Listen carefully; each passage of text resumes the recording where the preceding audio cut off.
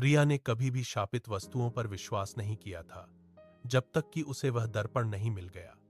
यह उसकी दादी के पुराने घर में अटारी में एक धूल भरे सफेद कपड़े से ढका हुआ था। इसका फ्रेम काले रंग की लकड़ी का था, जिस पर अजीब पैटर्न उकेरे गए थे, जो बिल्कुल भी भारतीय नहीं दिखते थे। उसकी दादी ने हमेशा चेतावनी दी थी, सूर्यास्त के बाद उस दर्पण को मत छुओ। लेकिन अब अपनी दादी के गुजर जाने के बाद जिज्ञासा जीत गई। उस रात ठीक 9 बजे के बाद रिया ने उसे उजागर किया। पहले तो कुछ भी असामान्य नहीं लगा।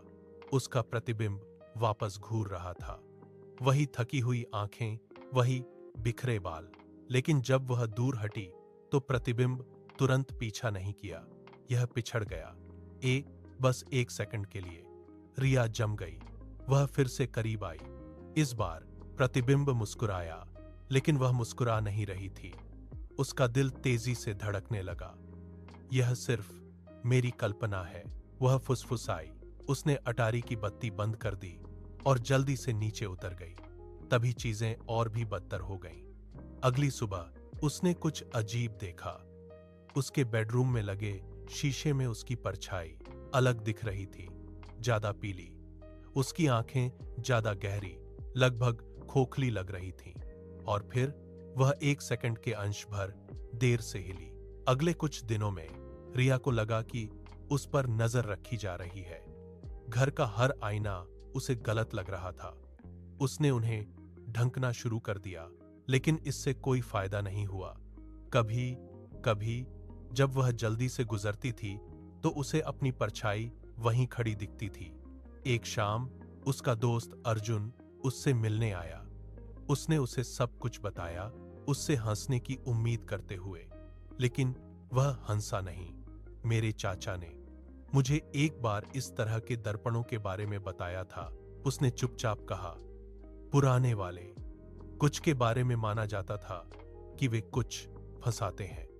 लोगों ने कहा कि वे सिर्फ आपको प्रतिबिंबित नहीं करते हैं, वे आपको सीखते हैं। रिया को अपनी रीढ़ की हड्डी में एक ठंडक महसूस हुई। उस रात उसने इसे छुटकारा पाने का फैसला किया। वह अटारी के दर्पण को बाहर ले गई।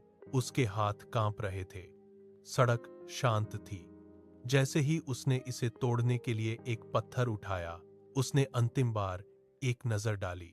उसका प्रतिबिंब गायब हो गया था। इसके बजाय कोई और दर्पण के अंदर खड़ा था। यह उसकी तरह दिख रही थी, लेकिन बड़ी, एक विकृत मुस्कान के साथ। बहुत देर हो चुकी है, इसने कहा। अचानक रिया को चक्कर आने लगा। दुनिया घूमने लगी। पत्थर उसके हाथ से गिर गया। अगले पल सब कुछ अंधेरा हो गया। अगली सुबह पड़ोसियों ने रिया को शांति से अपने घर से बाहर निकलते देखा, जैसे कुछ हुआ ही ना हो। लेकिन कुछ गड़बड़ थी। उसने कभी पलक नहीं झपकाई, और जब वह एक दुकान की खिड़की से गुजरी तो उसकी परछाई बिल्कुल भी नहीं दिखी। पुराना दर्पण अभी भी अटारी में खड़ा था, फिर से ढका हुआ, इंतजार कर रहा है।